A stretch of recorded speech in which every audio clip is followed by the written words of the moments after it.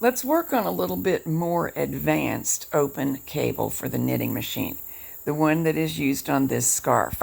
This is the most involved cable in Pretzel Logic, the book on the right. These two cable books for machine knitters are sold as a set. You'll find a link to the sale page in the program notes in case the book interests you. Here's the chart for this cable, and we'll look at it in more detail in just a moment. I'm hoping that you've already watched Pretzel Logic movies 1, 2, 3, and 4 so that you have the basics of my cable notation charts in hand and also the basic techniques. As a quick reminder, you will definitely need to use weights and both beds of any 2-bed machine knitting setup. In most of the other open cables in both volumes of the Cable Encyclopedia, the movement of all the stitches is symmetrical. Some move left, some move right. They do so one needle space at a time, and then they move back together. Here's chart number 1, and that's what's happening here. To review the notation, which is also used for chart number 4, this is a plain row of knit stitches. The chart position is telling you where the knit stitches should be on the main or back bed. The yellow rows are knitted, then cabled. And the fact that there are dots next to the 2 right-hand knit stitches is telling you to replace those 2 stitches first when you cross the cable. Rows with knit stitches plus arrows are information that the row should be first knitted and then the stitches should be moved in the direction of the arrows. So these stitches move apart, and you can see that by the row above they're showing up in their new positions. Chart number 1 produces the cable on the left. Chart number 2 is similar to number 1, but while the cable crosses are being made, the other rope stitches continue to move outwards and then inwards, and that creates a little bit bigger of bumps right here. Number 4 creates an even loopier cable with bigger convolutions at the edges of the trips of the rope. That effect is produced by the squares that are marked in green. It's something we haven't done before when working any of the other charts. Let's look more closely. The stitches in this cable rope are moving as you have been accustomed to doing. Every time we're directed to move them, that means move 1 needle space over. At the same time as the 1 needle space movement is taking place on the left side of this piece of chart, a 2 needle space movement is taking place on the right side. That makes that particular rope angle in more sharply than the other one. The stitches that are in the green boxes on the row above began here. We followed the instruction to move them to the left, indicated by the little arrows. But the fact that the receiving needles are marked in green boxes indicates that instead of moving them 1 needle space, we move them 2 needle spaces. So after knitting rows 7 and 8, these 2 ropes moved apart from each other at the same pace, while this one moved closer to its neighbor faster.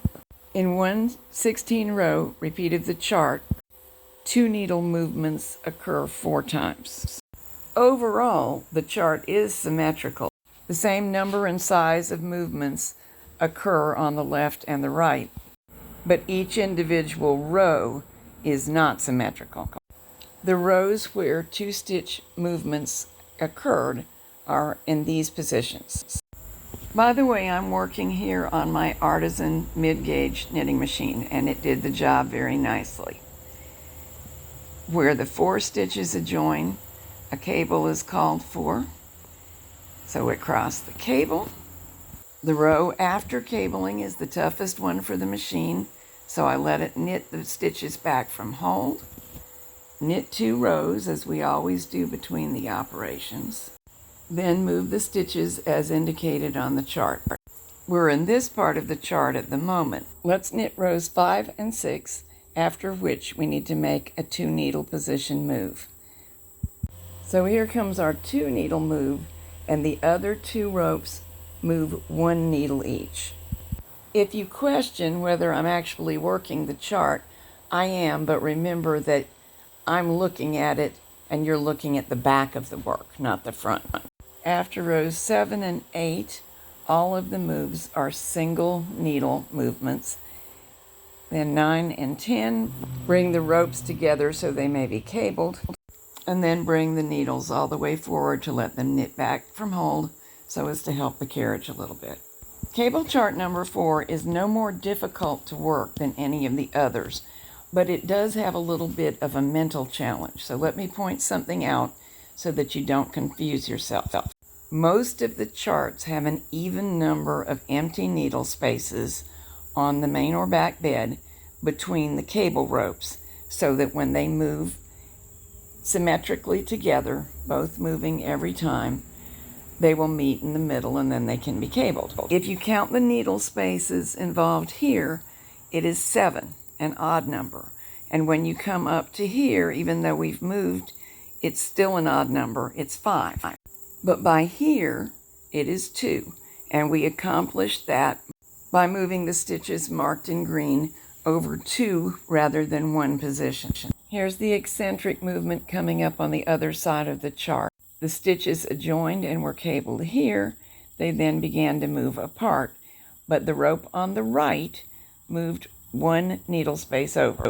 On the same row, the green marked stitches moved 2 places, so that then created the odd number of stitches that we work with for the rest of the cable, until we want to get rid of the extra space so that we can cable again. Move these stitches over 2 spaces rather than 1. We're left with only 2 needles between them, and the stitches will converge on the next move. That's also when the pattern begins to repeat. This is really a lot of fun. And you know what else is fun? You can make an unplanned cable, drawing with the cable stitches as you work. Here's one I designed on the fly. I can't say I love it, but I love it in principle. And one time I made a really great sweater, but I cannot find it to take a picture for you, darn it. So in the next couple videos, I'll show you how to create cables on the fly, as well as how to knit the Barbie pretzel logic dress.